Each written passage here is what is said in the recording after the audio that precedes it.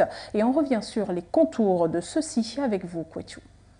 Après plusieurs attaques meurtrières contre le contingent égyptien, au sein de la MINUSMA, la mission de l'ONU au Mali, le Caire annonce qu'elle va y suspendre temporairement la participation de ses soldats. C'est au cours d'une réunion au siège des Nations Unies à New York, aux États-Unis, que l'Égypte a traduit son inquiétude face à la multiplication des attaques contre ses casques bleus.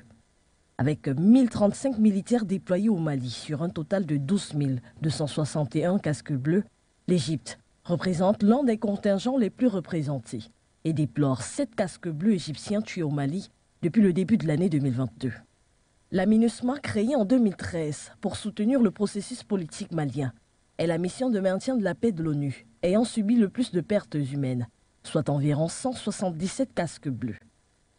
La dernière attaque meurtrière contre le contingent égyptien a eu lieu le 5 juillet dernier, près de Gao, principale ville dans le nord du Mali.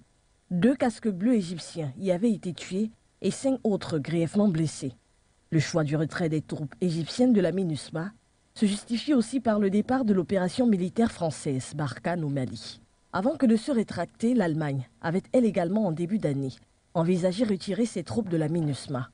Et il plane un gros doute quant au maintien des troupes anglaises et suédoises de cette opération en perte de consistance. Rappelons que cette décision égyptienne intervient au lendemain de celle prise par le Mali de suspendre toutes les rotations des contingents militaires et policiers de la MINUSMA.